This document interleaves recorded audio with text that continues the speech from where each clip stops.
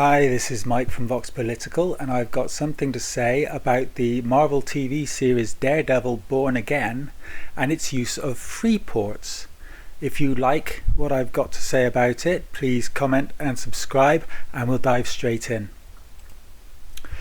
In Marvel's Daredevil Born Again, the villain, Wilson Fisk, becomes mayor of New York and uses a free port to carry out his criminal empire's dirty work.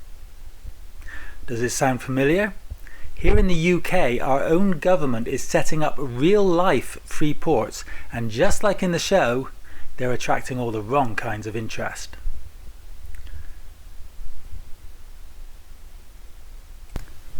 A free port is a zone near a shipping port or airport where imported goods are exempt from tariffs, as long as they stay inside. They are considered to be outside the UK for customs purposes. This allows businesses to store, process or re-export goods without paying UK taxes, and the government gives them tax breaks on top. Richard Murphy of Tax Research UK has done quite a lot of work on this, so I'll hand over to him. What else happens in free ports? Well, unfortunately, quite a lot of things that we would rather not happen, because the characteristic feature, and the government is advertising this for the UK, is they have light touch regulation. Now, frankly, we already have light touch regulation in the UK already. The nearest customs office, for example, to the Felixstowe docks, where so much of the goods that come into the UK arrive, is in fact over 100 miles away. That's light touch regulation in practice. So what actually does this light touch regulation mean? Well, fundamentally, from the evidence that we've seen around the world, it is turning a blind eye.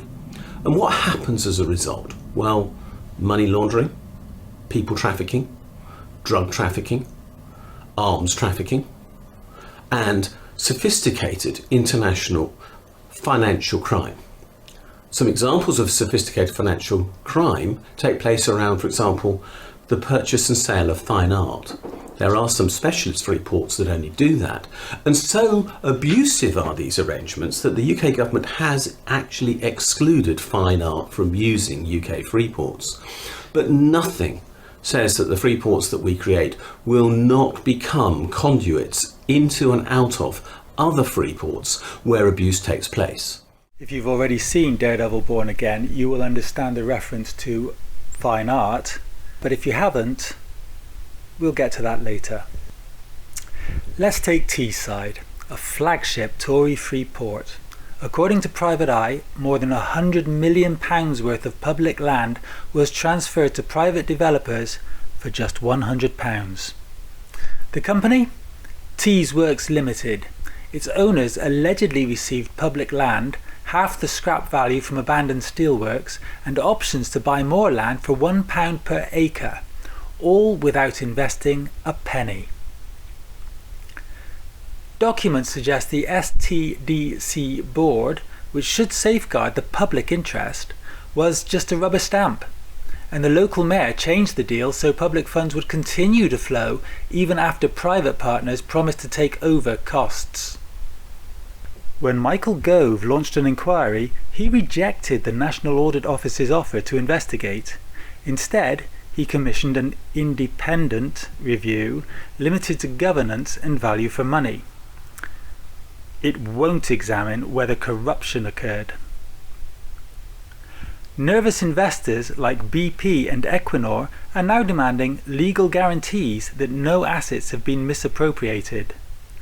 And on the day the inquiry was announced, the head of the Teesside Freeport quit. You'd expect a Labour government to shut these scams down. Instead, Keir Starmer is helping freeports become operational.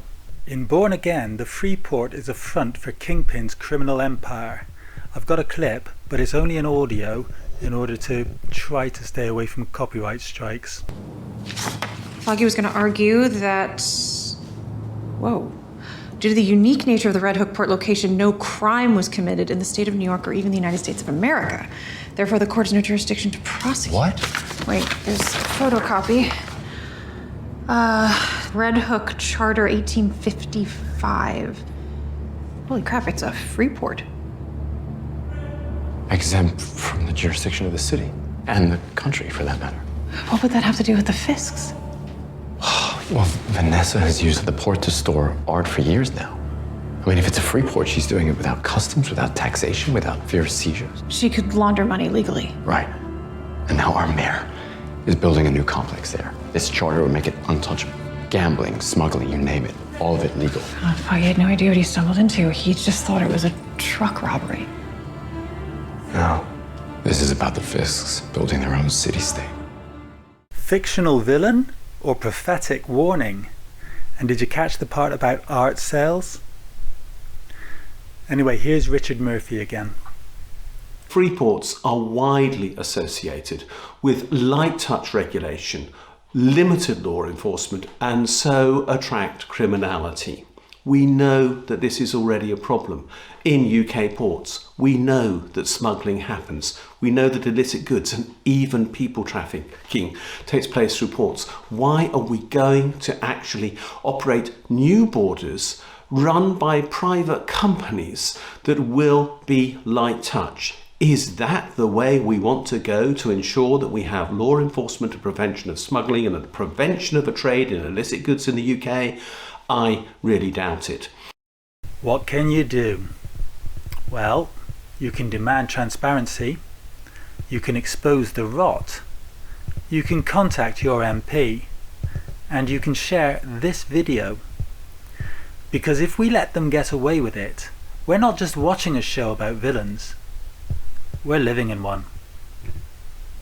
This is Vox Political.